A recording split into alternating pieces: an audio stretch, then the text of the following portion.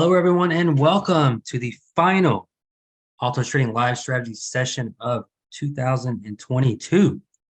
Man, we're really excited to have you guys with us here tonight. Thanks for being here. Man, can't believe it's already the end of the year. And believe it or not, this is our 49th episode we have done for 2022. So Jeff and I talk about that when I bring him on. This is your first time on. You will notice your microphones are muted. That's how we can all hear Jeff and I talk, but there is a Q&A box located at the bottom of your screen.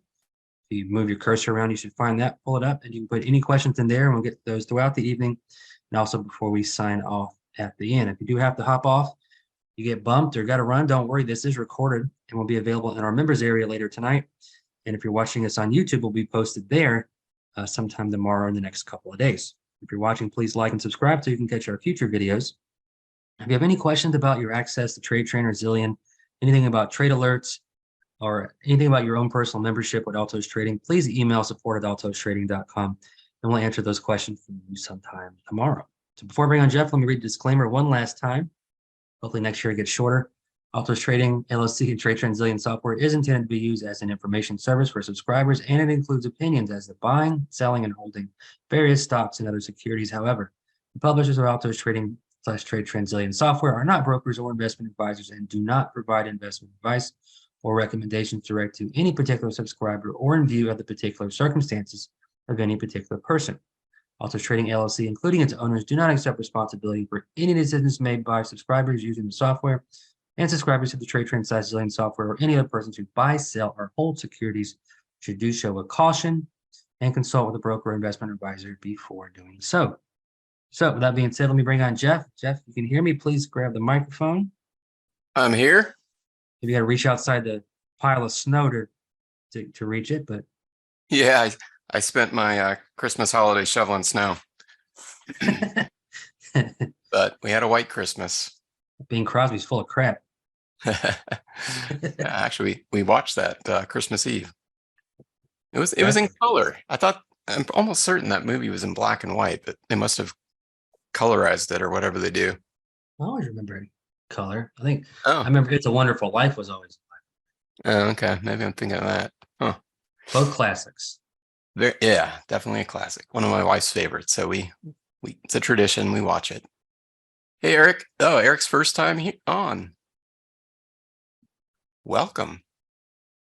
You're on at a good time. You're starting out right at the end of the year, and we're gonna wrap up 2022. So I guess we had a pretty good record. We only missed 3 weeks out of the year for our weekly live sessions. Is that right? Like 3 or 4. There were a couple of that we did like Zillion session. Maybe we didn't do one of these. So I kind of counted those two. For the most part, you guys got to hear our voices and see our faces all year.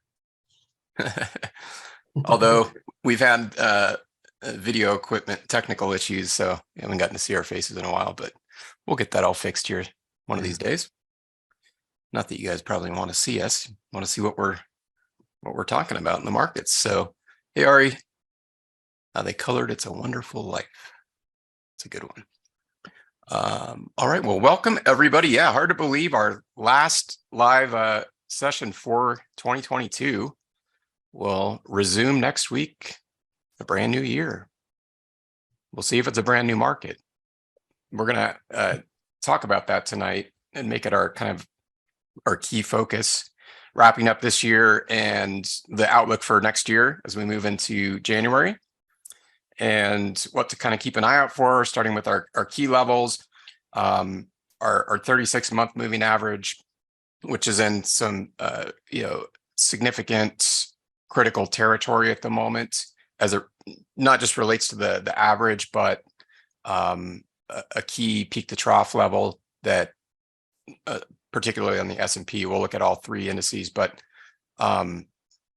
particularly as it relates to peak to trough bear market conditions. So we're just right below that level on the S&P. So we're going to look at that.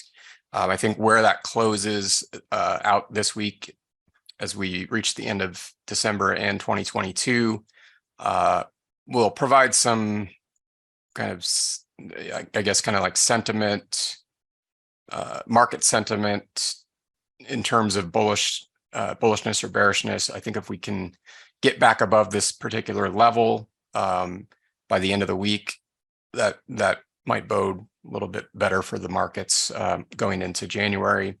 If not, we might expect to see another leg lower, and even, probably, maybe worst case, could always get worse. So I hate to say worst case, but a greater likelihood of a retest of October lows. So we'll also take a look at that and what to expect if we break some of these key support levels and stay below the 20% bear market line on the S&P. So we'll look at those key levels, kind of what to expect going into next year, and then how to prepare for 2023. Of course, as we continue to hold our weekly sessions, build on any new developments in the markets and continue to monitor all these key levels and directional momentum and focus on strategies around these types of events and key technical levels that will help us hopefully be more profitable as we go into next year. So we're always trying to build and improve on what we've done in previous years, and that requires adaptability and flexibility and having a diverse array of strategies at our disposal to help us as we encounter different market environments. So it's certainly been a tough year for all of us, I'm sure, but I think that we've with the Altos team and myself, fared well using the strategies. They proved themselves in difficult conditions and bear market conditions, in a secular bull market to bear market transition, all of these things. So they hold up, and market conditions obviously have the final say. So when things change or get bad, sometimes we just have to accept that things may not perform as they would in more favorable market conditions, but as long as they hold up and we have a positive expectancy in terms of our end result, that's good. So we just got to stick with it and push forward until market conditions become more favorable.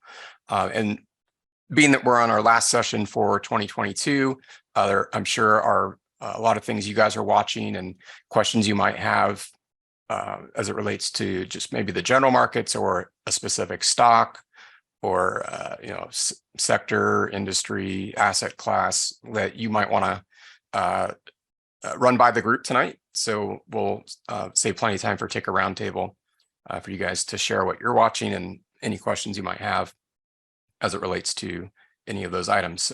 And then we'll wrap up with our final Q&A of 2022, and we'll be all set for next week as we enter the new year. So a lot of exciting stuff coming our way next year. I think we've likely seen the worst of things as not as it relates to the economy or other macro political or economic factors, but as it relates purely to the market, we've likely seen the worst of it. So we can certainly see additional lower legs and potentially even lower peak to trough levels, but typically when we see something to the magnitude that we've seen in 2022, it tends to begin to level out going into year two of a bear market. And if we are in the unfortunate situation of going into a 3-year bear market, it tends to level out and reverse. So it's really important we realize that, understand it, and use the appropriate strategies to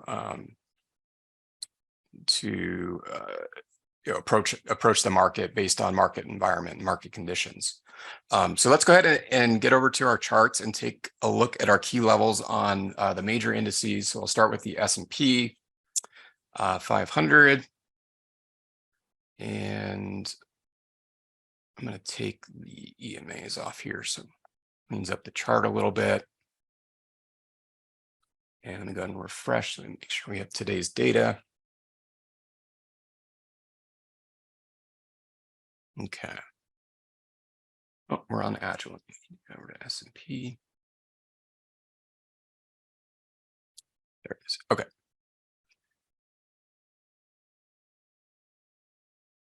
So we've seen very large swings in this downtrend. So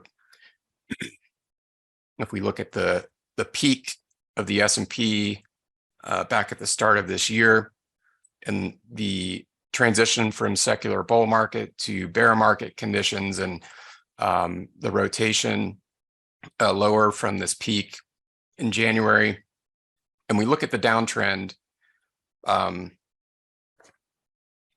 trajectory, there's obviously, and these bear market rallies, there's very significant, speaking on a percentage basis, bear market rallies that have continued to lead into subsequent legs lower in the market. And of course, we hit a yearly low in the broader indices back in mid-October, and have not retested those. And at this point, it's safe to say that we're not going to retest the lows from this year by the end of the week. But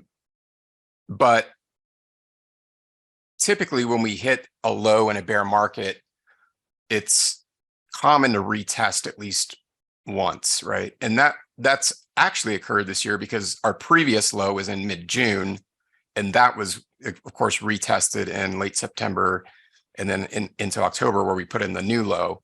So we haven't retested that new low. Now, of course, at some point we're going to reach a new low, and maybe we have, where it's not retested and we get out of bear market conditions. So that's what I kind of want to focus on here, because we need to know where that level is on the S&P as it relates to the peak high from early January, and that level that qualifies as a technical bear market scenario, and that's a peak to trough sell-off of 20% or greater. So that level on the S&P resides, I think, right around 38.55. So as I mentioned as we started the session out, that level and where we finish by the end of this week, and of course the end of 2022, is going to give us a good indicator of sentiment going into 2023, whether it's bullish or bearish. So as of the close today, and with 3 trading days left in the year, we're currently trading below on the S&P, below that key level at 38.55. So I'm gonna mark that here as resistance, and one to really keep a close eye on going into the end of the week, and as we start out the new trading year next Tuesday, since markets will be closed next Monday for the New Year holiday. So let's actually look at see what our high was today.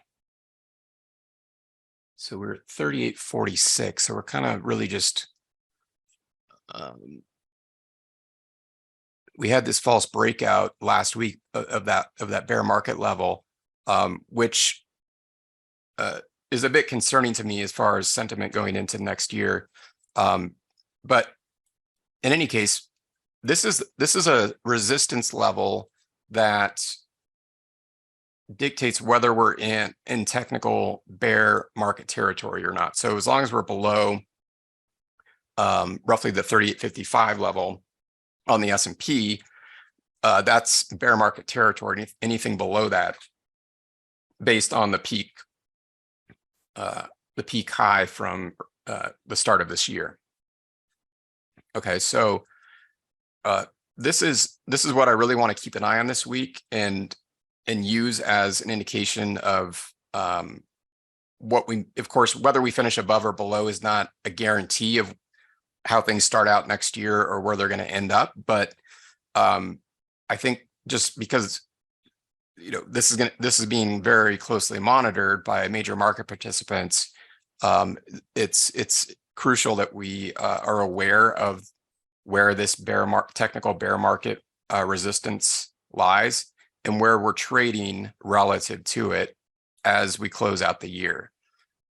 and you'll notice that, and one more point here as we go into tomorrow and the remaining 3 trading days of the year, I expect we're probably going to see a fair amount of chop, and so just expect that, be prepared for it. There is likely not going to be significant directional movement in the markets in the last few trading days of the year. So you'll notice that's already occurring. So we had a big directional move to the downside over the last couple of weeks. And then you'll notice as we get into the holiday and volume thins out, and there's a lot of uncertainty going into a new year, we start to see a lot of chop and sideways movement. So I expect we'll continue to see that over the next few days. So just FYI, if you are trading the markets this week, in terms of preparing or planning strategy around price action, that's likely what we're gonna see is sideways chop. So unless some major unforeseen catalyst comes into play that causes a major move, but there's really nothing in the next few days on the horizon that foreseeable, unless it's a black swan type of event that would cause that. So probably going to see a lot of chop. But with that in mind, where is that chop going to end up? I mean, if we end up above the 20% peak to trough level and we can get out of technical bear market territory this week, that tells us that major market participants are likely a bit more optimistic going into next year. And it just indicates there may be less uncertainty and more positive sentiment as we enter a new year after this really rough year that we've experienced. So let's also look at a couple other crucial levels, and we found support here in this sideways chop that we've been in over the past week or so. We talked about this one last week too. 3,800 as support. Okay, so we've seen major rotation from this century mark level, and also significant resistance in past months. All right, so you'll notice that over the past week or so, we've been encountering this as a support level where price will come down into the level, a few trading days. It did it very almost precisely. Later last week, we had a reversal, false break reversal to the downside and rotation higher still with a bearish close. Just showing that this 3,800 level is very key support near term. So keep an eye on that one. If that, and I'll draw one more, but unlikely, to encounter some of these lower levels just in the next few days or so, but a possibility. And so I want to emphasize them, because if we close below any of these support levels, it just adds to the bearish sentiment going into next year. So 3,800 and then 3,750, our half century mark support, is also going to be a crucial one to watch this week, but probably less likely to encounter. Okay, so we're kind of trapped right now between support and resistance, and our resistance line again being our bear market territory. So if we can break 3,855, we've got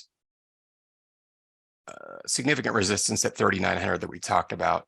As we also discussed in previous weeks, that 3,900 level was a really significant and crucial level for the S&P for the near to medium term in terms of bullish or bearish sentiment. So as long as we stay below 3,900, that adds to the bearish sentiment of the S&P, which of course expands to the broader markets.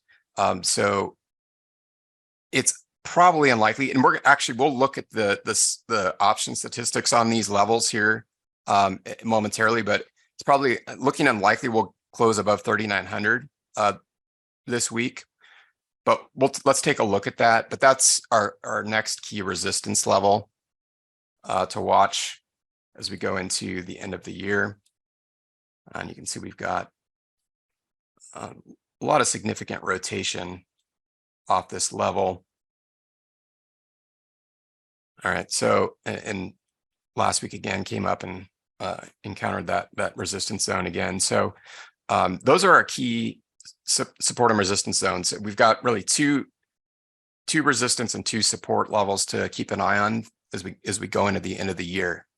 And that, I think, is really going to give us a good indication of what to expect for at least for the first quarter of 2023, and help us plan our strategy around that, whether it's more market neutral or more bullish or more bearish. As of right now, and the good thing is we'll be meeting again next week on the first trading day of the year, so we'll have more information to analyze at that point. But as of right now, it's looking like it's a bit more bearish going into next year. So those are the key levels. As long as we stay below those 2 resistance levels and stay in bear market territory by the close of this week in 2022, we should be a bit more cautious with any bullish strategies, and I'm going to be weighting more of my approach and strategy towards bearishness. But still, again, 3 days ago, a lot can change, but it's unlikely we're going to see any strong directional movement. So we'll revisit the actually, while we're on the S&P, let's take a look at the monthly chart, and then we'll revisit the S&P to look at the probabilities at these levels. So this is a monthly chart of the S&P with the 36 period moving average, which of course, as we talked about last week and in prior weeks, we're doing a lot of rotation around this level. So closes above and then below and then above, and as of today, this is a monthly bar here for December. We are below the 36 period moving average. So that also is going to be a key one to watch for next year.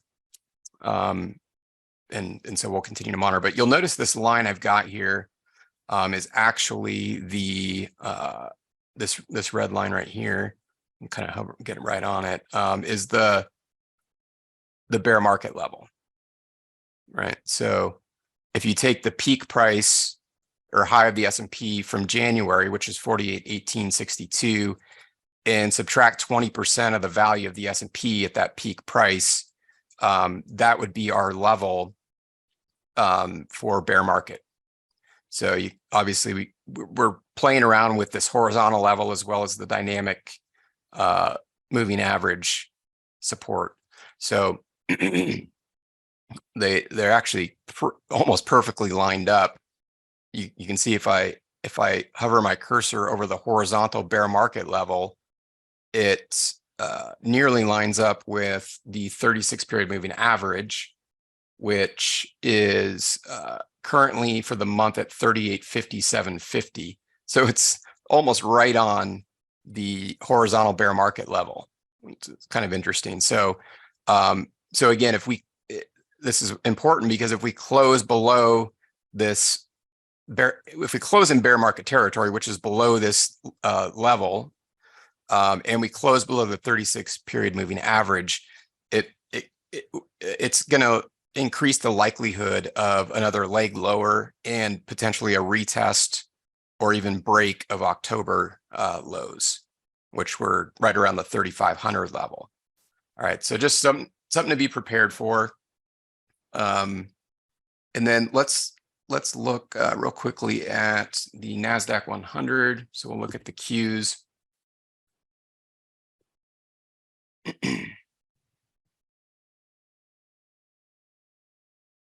Okay, so NASDAQ has gotten hammered over the last couple weeks. So we're looking at the daily chart of the Qs, and we've broken a significant support level right around 270.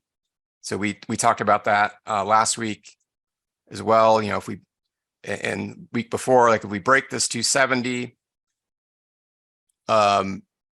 that support will then transition to resistance, and to expect another leg lower, which we've seen.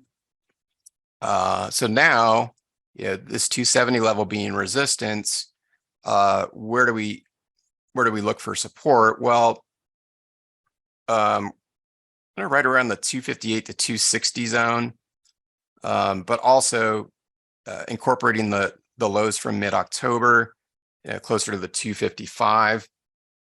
So again, it's looking more likely we're going to see a retest on the NASDAQ 100 of October and November lows. So just to be prepared for that, with strong resistance at 270 on the QQQ. And we looked at this short setup from Trade Trend last week, and so there's still an open a signal on a short signal, sell signal on the Qs from Trade Trend. One thing to notice here, and I'll zoom in so it's easier to see, just regarding this short signal. Okay, so this one came in December 15th, triggered December 16th. Our trailing stop algorithm, so the initial trailing stop level was placed up around 292 at the onset of the signal. And you'll notice that it's tightening up, right? So the algorithm detects momentum strength and potential momentum shifts. So when I see the trailing stop, which is this little red horizontal line here, when I see it tighten up, in other words, the space between the prior day's trailing stop levels the space between them gets closer, that is signifying a slowing of momentum. And it reacts pretty quickly. So, part of that is due that we're seeing some sideways movement, but interestingly, it's occurring as we approach some key support levels. So I think there's a good chance for a reversal, but we may see, again, lower rotation in the Qs, the NASDAQ 100, prior to that reversal. Okay, so let's go ahead and look at the VIX real quick. The VIX gives us a lot of really crucial information as to market sentiment, because it's a forward-looking expectation of volatility over the course of the next 30 days based on option pricing, so of the S&P 500 options. So it can be a good leading indicator as it relates to volatility, but also directional movement, because as the VIX being inversely correlated, as it moves down, the S&P, which isn't directly correlated to the NASDAQ or the Russell or other indices, but they tend to have a large enough degree of correlation that they to some degree move in tandem, just not perfectly. That when we see the VIX go down, we tend to see the markets move up, or at least not continue to fall, right? So in December, we had this big VIX spike from down around the 19 level, and for those of you who have attended past weekly sessions, you'll notice that we had talked about this support level, because in prior months we had found VIX support here, and subsequently seen VIX spikes that, of course, correlate to a market sell-off. So the warning here when we held our late November, early December weekly sessions was watch for VIX rotation higher off this 19 to 20 level and be prepared for another leg down in the market. So it actually gave us very nice warning and foresight into the most recent leg down in the markets. And we also talked about resistance and encountering that around 25. And that if we see the VIX move up into the 25 level and rotate lower, to expect a rotation higher on the S&P from key support levels. So just as we've analyzed these things all in advance, they've come to fruition. Just to emphasize how important it is to use the VIX along with the key levels on the S&P and the NASDAQ to give us some foresight into volatility, not just volatility, but also potential directional movements. Okay, so currently the VIX, I mean, again, we're seeing, just like in the major indices, we're seeing chop, right? So I expect that to probably continue into the rest of the week as we wrap up the year. We did just recently retest the 20 level and spiked from there. So obviously there's, in the absence of a real immediate catalyst to move markets, this is going to be a catalyst in and of itself, as major market participants watch the VIX and watch volatility. Even if there's not anything in particular to as a catalyst to cause a sell-off, purely the volatilities on the VIX coming down into this 19 to 20 zone is enough is enough to cause selling pressure in the markets by major market participants. So right now we're kind of stalling, and so we just want to watch. Are we coming back down into 20?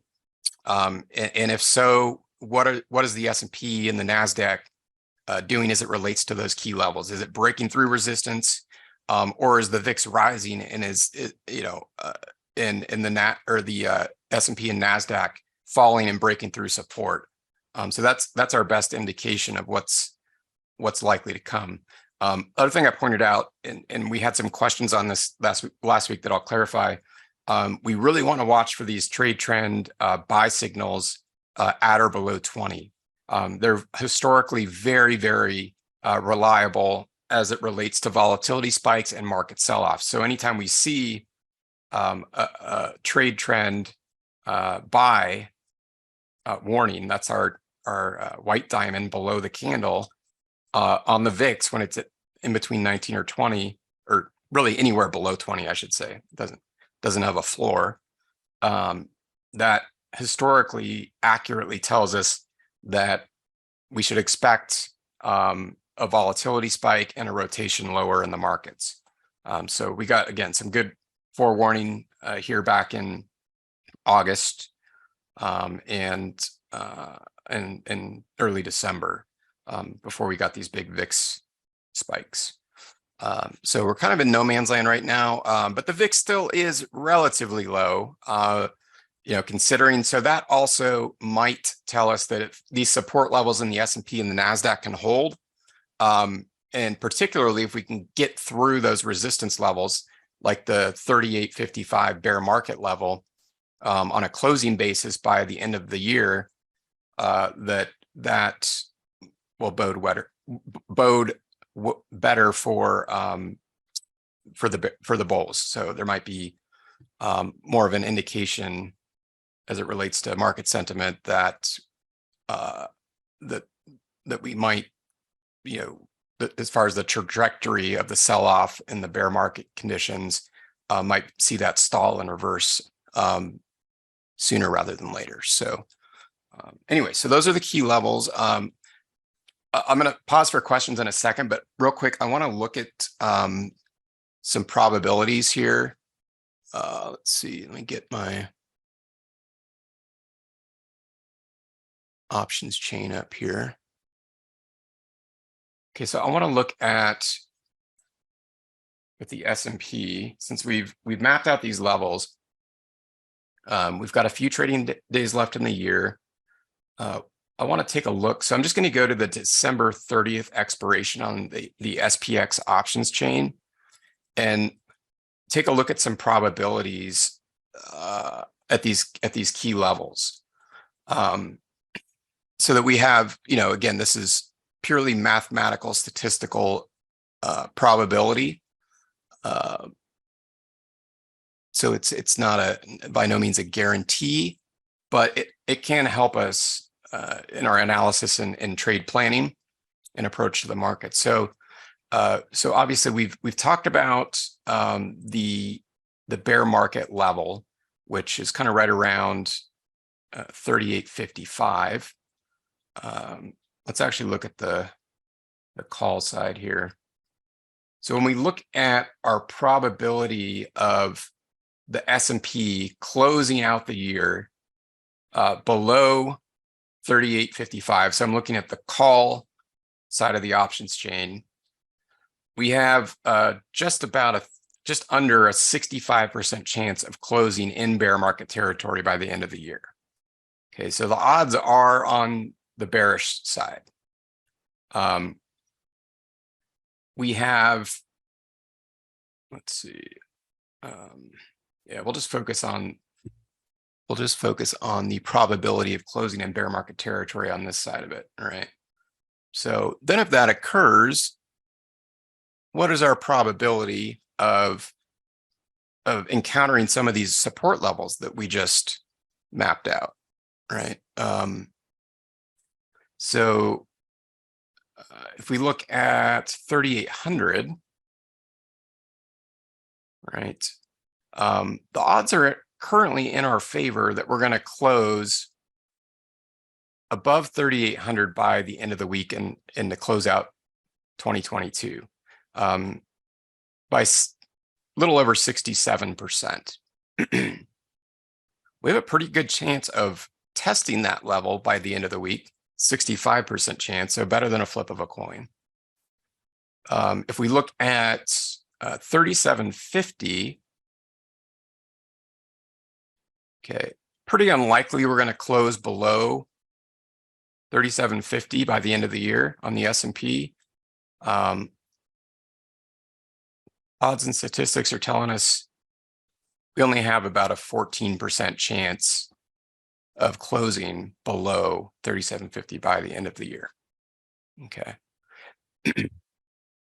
So those are kind of our key probability and statistics for the S&P as we wrap up 2022. And when we meet again next week, we're going to look at this in more detail and using this to plan out Q1 of 2023. And we'll dig a little bit more into the statistical analysis because it'll I think be since we'll have a few more days of data built into these statistics, will give us a stronger indication of preparing for the start of next year. But as we wrap up this year, what I want to point out is, again, this is our bear market line, right? So odds are saying that we close below, not heavily, they're just skewed about 15% from a flip of the coin, but they are skewed in favor of the bearish side of the equation. And so that's why we want to use this as our the mathematical side of our analysis to determine probability statistics and then if those pan out, also look at those for our key levels in terms of probability of those levels holding by expiration. And we can also look at probability of encountering those levels depending on what type of strategy you're using. If you're incorporating a bear strategy and your expectation and sentiment is bearish, then and you implement a bearish strategy with a profit target level, for instance, in mind. This can help us plan out the management of the trade and have a pretty good frame of reference for probability of touching a certain price at a point in the future, or finishing above or below that price by a point of time in the future. So so those are again the key levels and the probabilities associated with them, but mainly want to emphasize this bear market line right around 38.55 and the probability that surrounds that level going into the end of this week and the end of the year. All right, so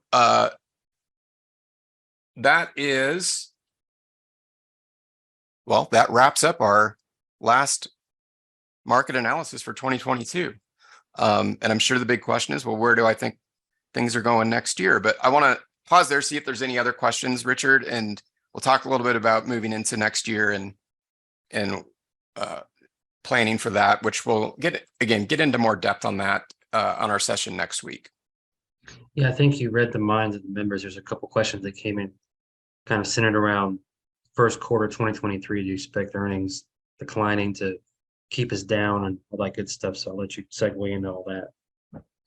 Yeah, and earnings are a good point because a lot of the inflationary impact and catalysts and stuff that the high inflation and rising interest rates have have been baked into the market at this point.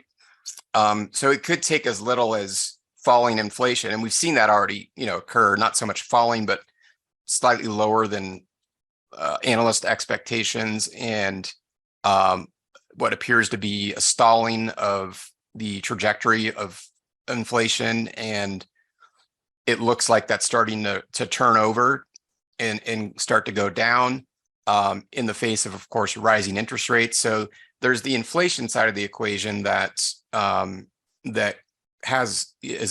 stalls or starts to go down, has a positive impact or bullish impact on the markets. But then there's the rising interest rate side of the equation that is going to have a negative impact on the economy. And always remember, the stock market is not the economy, but it obviously involves a lot of companies that, of course, that are publicly traded that are impacted by rising inflation rates, which in turn, of course, could impact future earnings. So as we look at quarterly earnings, if those start to not look so good, it's likely going to be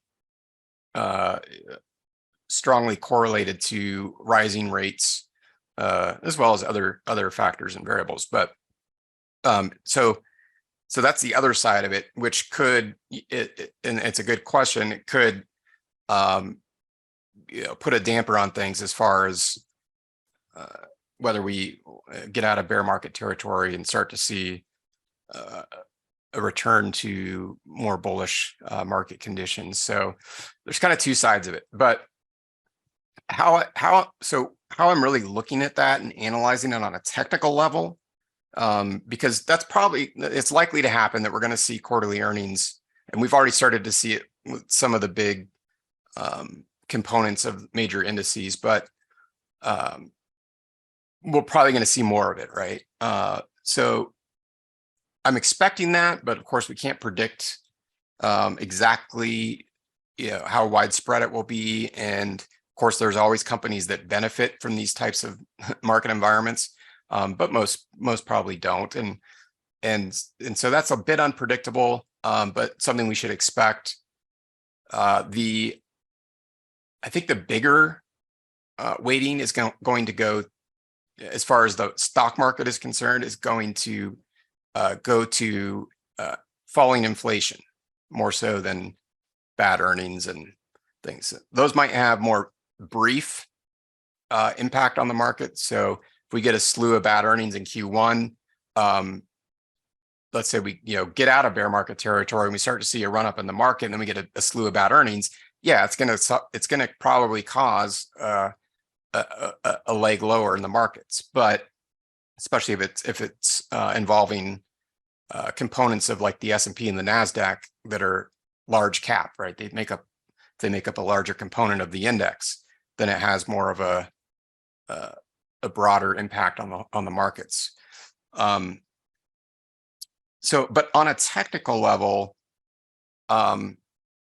because and why I can really consider myself a technician more than a fundamentalist, you know, as far as making my trading decisions and strategy around them, is, you know, fundamentals are hard to predict. They're a lot of it's just speculation, unforeseen types of things that that generally impact human emotion. So, you know, we all know that inflation got really high, and that things were really looking really bad, and that interest rates are going up. But probably most of us haven't felt really the pain yet. A lot of, you know, quarterly earnings wise, a lot of the companies haven't yet. The market is still taking a big hit this year.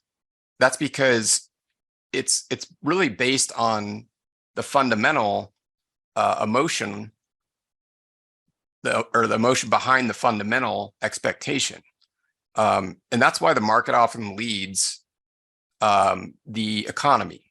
So we haven't probably seen the worst of it on the economic side, but the market has demonstrated what it expects. So as far as fundamentals go, I think it's important to understand that and how the market behaves, but really to build, you know, and that might be more relevant for like a buy and hold investor, but as a technical trader, I don't want to time my strategy based on fundamentals necessarily, because the market is often ahead of those. So that's why I look at the technicals, because a lot of that is baked in as far as fundamental expectation. And a lot of it's, if you learn to read the technicals, a lot of it actually, you can read into what market participants are expecting on a fundamental basis anyway. And it also can tell us that ahead of time. So on a technical basis, what I'm watching like for next year is the vulnerability and the, you know, if there is a slew of bad quarterly earnings, where is the market on a technical basis, and how likely is it to be impacted positively or negatively at that level? So what I mean by that, like on the S&P, as we look at, let's see, let's zoom in here. As we look at the bear market line here, well, if we stay below the bear market line, and if we close below it this month and close out 2022 in bear market territory, and we've had this a very bearish reversal month in December, and we close below the 36-month moving average, that's going to increase our vulnerability in a scenario where we get a slew of bad quarterly earnings. Then you're likely to see a greater sell-off and a greater likelihood of another leg lower. Whereas if we can maintain bullishness in the market on a technical basis, those types of things will have less of an impact, probably both on a time scale and a magnitude scale. So it might last for less time and not be such a great magnitude. But so that's why I emphasize focusing on the technicals, and then when the unknown fundamental occurs, we can be prepared that if it's bad and we're in bear market territory, then we want to expect it to get worse, faster, maybe longer, and maybe magnitude wise to a greater degree. And so right now we're in vulnerable territory. So that's why we want to watch this bear market level on the S&P. And if we're in vulnerable territory, and there's a chance that there's going to be negative fundamental catalysts, then we should remain bearish. If we're in bullish territory, then we still want to obviously be cognizant of bearish catalysts like a slew of negative quarterly earnings, but might expect it to be shorter lived or not have quite the degree of magnitude as if we're in bear market conditions. So we're really using this as a benchmark for not just directional movement, but expectation of like the magnitude of it, the severity of it.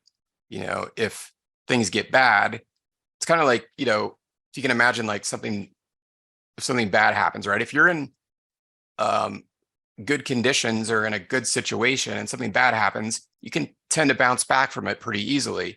But if you're already, in a rut and you're not, things aren't going well, and then another bad thing happens, then it tends to be worse. So it's really analogous to that. And that's really how the market is going to behave. So that's why I want to really focus on these key levels.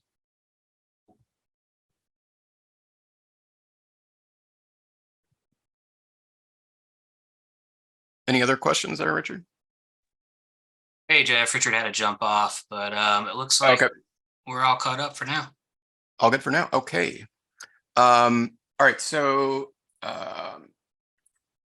let's just make sure I'm looking at my notes here. I want to make sure I'm not missing anything that I wanted to cover with you guys.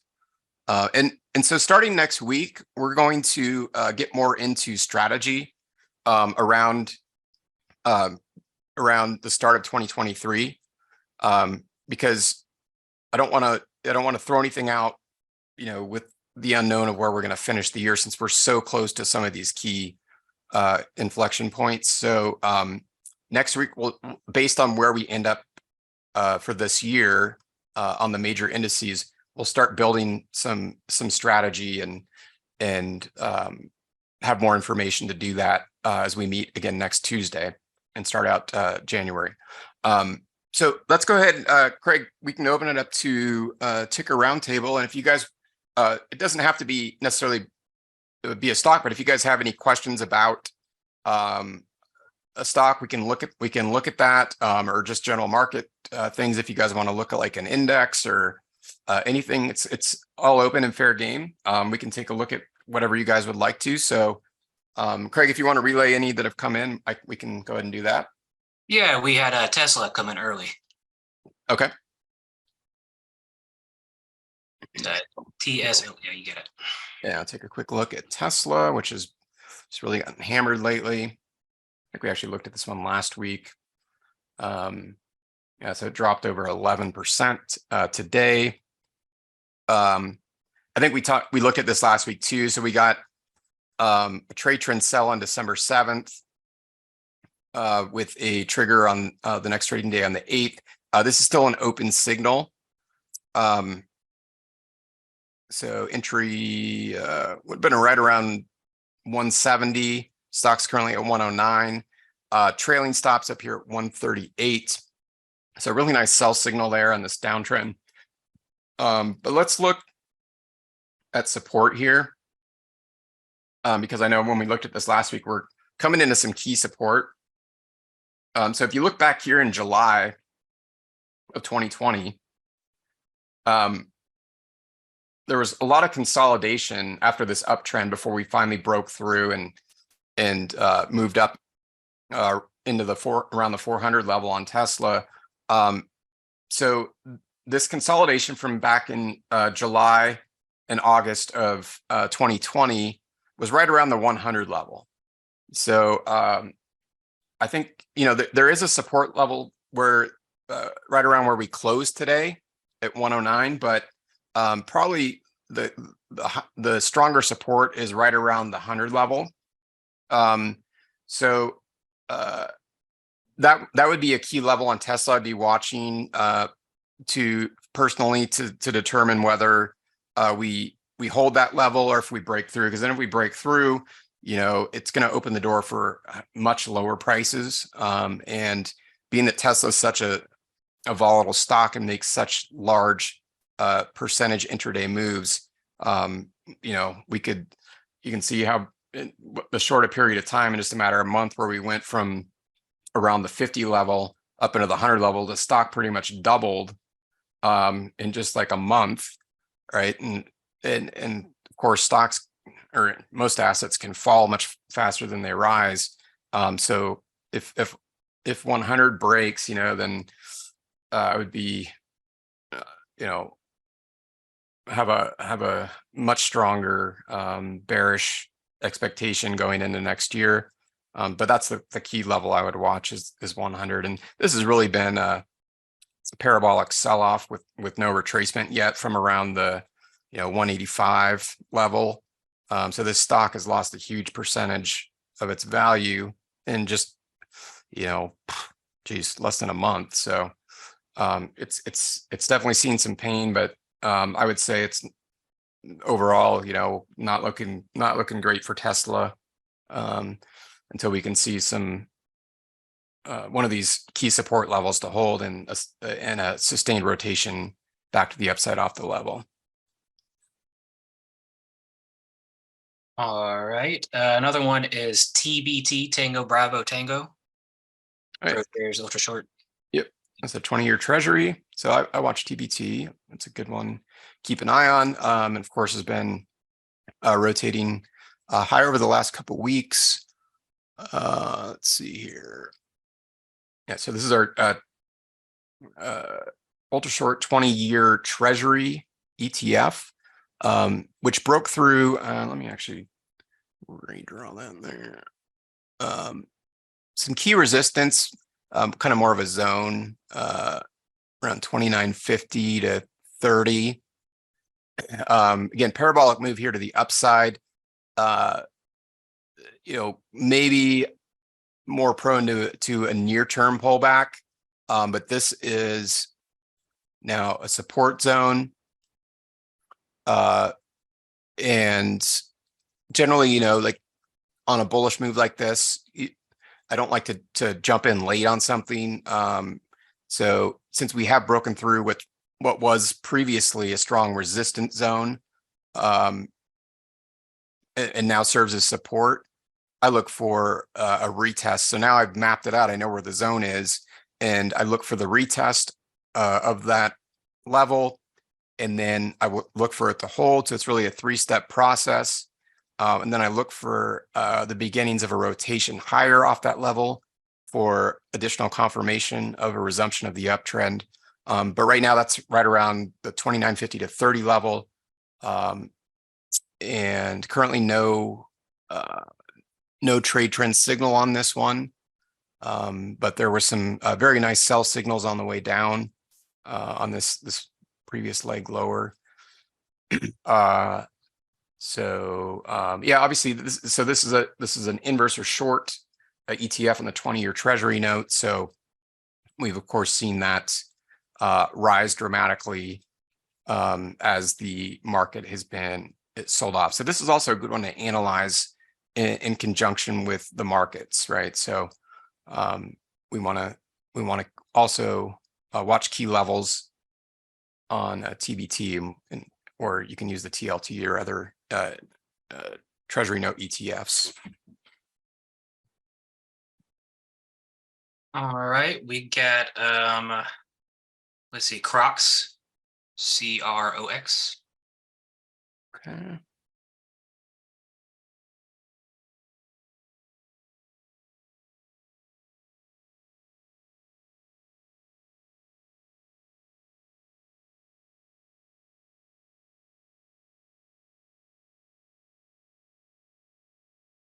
All right, this is a name I don't really follow, but I mean, I know the company and I know what they produce. All right, so again, just high level, looking at key levels. I pay attention to big round numbers, so 100. More specifically, it looks like right around 105 was resistance. Okay, so the stock's been on a nice run up since mid-year after really terrible sell-off and bottom in June and July. Oops, this is actually now a support zone. Okay. So this is a breakout type of scenario. I'm always, again, as I mentioned, in the TBT, the last one we looked at, cautious on breakouts. So generally the way I play these is if a breakout like this occurs, I map out my level, what was prior resistance, and then transitions to support, and I look for a retest, and then confirmation of that level to hold with a rotation higher, for the higher probability entry in the direction of the movement.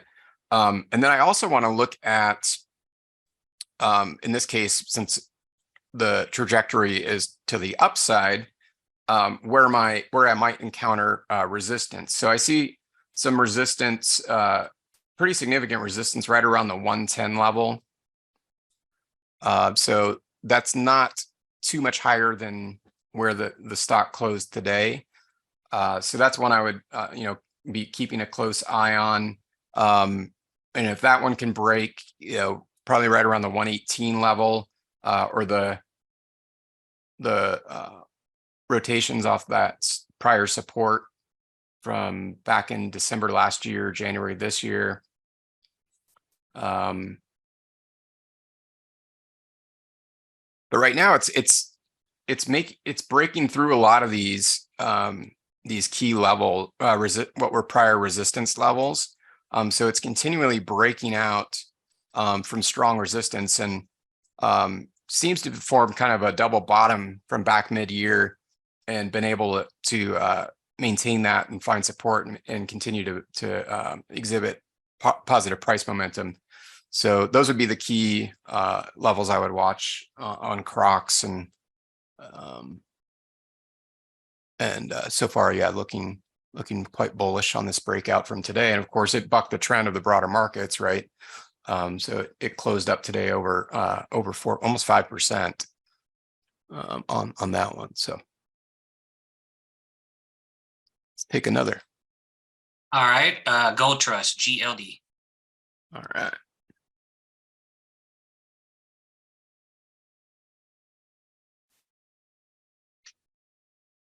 All right. So we've had a big run up in GLD, and are stalling around key resistance. So that resides between the 170 and 172 zone. So what I'm looking for here is, you'll notice in prior months, we had higher rotations. So we came up from lower prices into that level and sold off, right? So I'm basically looking at this level, and we're finding that 170 resistance to be pretty strong over the last several weeks, right? So you'll notice we keep bumping up into it and then rotating lower off of it. We haven't seen a significant leg lower from that zone or that level. So it's still trying, but it is definitely one to take note of as it relates to forecasting probabilities of future direction. We are in a bullish divergence currently, indicated by the green divergence cloud on the Zillion chart. So I want to, obviously look for that to maintain itself. But right now, we're up into a resistance zone on GLD with vulnerability for a sell-off. So that's what I would be watching for on GLD. Whereas if we can see a sustained break above this 170 to 172 resistance zone, with the realization in mind that there's higher resistance kind of right up around 174 to 175 that we need to be aware of if that break does occur, that then we have a greater likelihood of a continuation of this uptrend. But this has been a very strong uptrend with very little retracement, just some little minor retracements here in this trend. So those should always indicate caution when analyzing or forecasting direction as it relates to these levels. So definitely a nice run up. We had nice trade trend buy signal from back November 4th. Had a very brief, almost pretty much break even sell signal, counter trend. But this green divergence cloud has held up. And we just had a triggered buy today. But again, it's up into a resistance level. So I really want to see it break that resistance for confidence that this buy signal will follow through. All right. ZB, Zebra Bravo, Treasury bonds. 30-year. So we want to look at the futures, I'm assuming? Yes. Yeah. Okay. All right. So of course we see those rotating lower as inverse futures products rotate higher. And then so on ZB, we had very strong resistance up at 132. We saw the rotation lower from that level, as well as a trade trend sell signal, which remains open. So actually let's see where that came in. So we have an open trade trend sell with entry at 130.84. So this one's already over 5 points in the money on this sell signal with the trailing stop still remaining fairly wide from the current price, so indicating momentum to the downside is still quite strong. It does look like we are in bullish divergence, so I would, if any short positions exist, for me personally, I would be watching for strong support levels, being that it is to some degree a counter trend. And that would be right around 124. So I'd be watching for support around 124, very strong support with a double bottom around 118. All right. Amazon.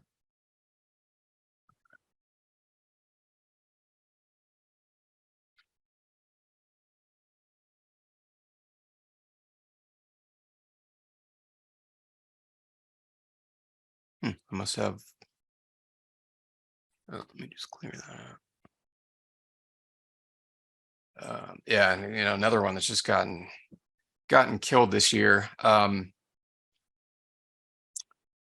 So just recently on Amazon,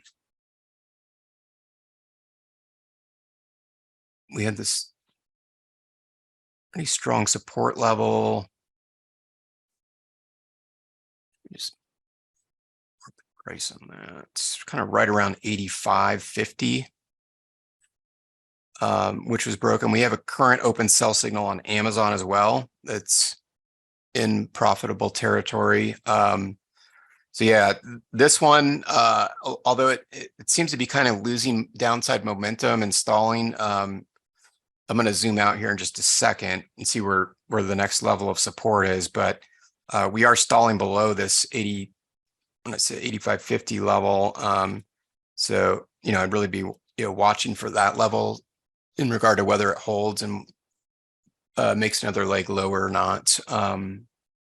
Let's just zoom out a bit here and see where our next technical level of support is. So it's not too much lower. It's kind of a couple layers here. So it looks like probably our most significant next lower level support is around 80. And probably right around 74, 75. 65 also looks to be significant. So we've got some few layers of lower support here where the stock has historically risen pretty significantly from those levels. But the biggest one being 80, as you'll see historically going back into like 2018, 2019, and then even early 2020, where the stock price was above that 80 level, although we dipped below into the two lower layers of support in late 2018, we continued to bounce off of that and then finally made a huge rotation higher after March, April of 2020. So that would be the probably most critical support level near term and proximity wise to today's current close on Amazon. Let's take one more. Oh, all right. We have quite a few. So, Apple, that came in early. Yeah.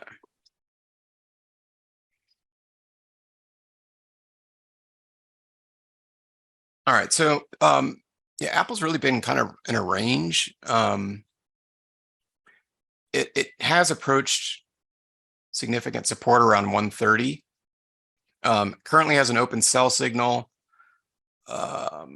So historically based on this support level and the rotations I'm seeing off of it, and has also served as prior resistance, I'd really be watching that 130 level, which currently again serves as support, but if it breaks, could transition to resistance. But definitely, this Apple has really been a rangy stock this year. It's obviously trading significantly lower than where it started out at the beginning of January, but you'll see that it's really just kind of bouncing up and down, and particularly for 2022, it's near the bottom of the range. So the lows for Apple were back in mid-June for the year, and we're back down at the yearly lows. So again, key support level, if we see those break, and especially, based on future quarterly earnings and technical price action as it relates to these levels, particularly 130, anything below that opens the door for lower prices and into some of these other layers of support. But if we can sustain price levels above 130, and particularly if we see, the stock begin to gain momentum back to the upside, that might strengthen, the lower end of this range, and we could see, continue to see the stock range. But a bit of a tricky play, but also at a very key level currently on Apple. So that would be the one I'd be watching, is 130. All right, well, those are all great. Sorry if we didn't get to everybody's, but we will wrap it up with Q&A. So if you guys have any final questions or anything for the year, or going into next year, again, we'll get into that in a lot more detail next week on our Tuesday session. So we'll be meeting again next Tuesday, 7 p.m. Eastern. We'll get more into strategy and things. Thanks, Raju. Wish you all a happy holiday and happy new year as well. Hope to see you again next week. Anything else, Craig? Any final questions? We did have one question come in from Tony earlier. He was asking about what you thought about ETFs like First Trust Expanded Technology and T. Rowe Price Blue Chip Growth ETFs in an IRA. I'm not sure if you're familiar. Oh, those. I'm actually not real familiar. But if you wouldn't, Craig, if you wouldn't mind taking a note down on those tickers, and I'll take a look at those, Tony, and let you know when we meet next week. Take a look at those for you. Someone's asking about your thoughts about what's going on with China at the moment, about them market. I mean, again, very, very speculative. I mean, if you look at like a lot of some of the Chinese stocks and things, they tend to be recovering. So, just speaking from a technical standpoint, without looking at any specific tickers, seems that, things might be turning around there on a technical basis to some degree, but still, I think a vulnerable area of the market. So kind of see how things pan out as we go into next year, but I'm trying to kind of stay away from that I think there's just too much uncertainty and speculation and risk behind a lot of the Chinese stocks. Yeah, I think sometimes people think you have a crystal ball over there. You can see. Yeah. I wish I did, right? We all do. Yeah. But we almost do. We have the best we can have, right? We have probability and statistics and proven strategies. So yeah. that's what counts. Okay. Anything else then? That is it. Just a lot of happy New Year's wishes and happy holidays. Cool. Well, yeah, thank you guys. Happy New Year to all of you. Of course, we'll be seeing you first thing in the new year, next Tuesday again at 7 p.m. Eastern. So hope to see you guys all back. We'll get the recording for tonight up in the YouTube channel as well tomorrow. So keep an eye out for that. But wish you a great rest of 2022. Keep an eye on those key levels going through the end of this week and wrapping up 2022. And I hope to see you guys all back next Tuesday for an exciting strategy-based session. Have a great week, and we'll see you guys all soon.